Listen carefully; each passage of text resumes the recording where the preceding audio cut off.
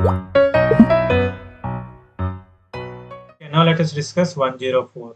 The correct option for free expansion of an ideal gas under adiabatic condition. Here they are given that adiabatic condition and free expansion. What is the correct option? Here given hint that adiabatic condition.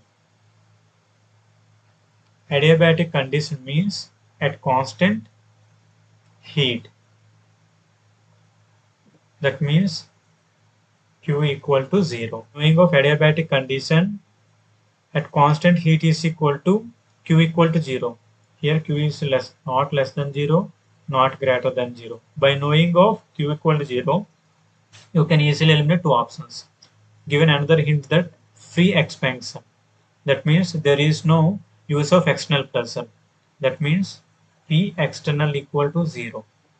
We know that work done equal to minus of P external into delta V. Put the P external value in this formula, you will get W equal to 0 into delta V.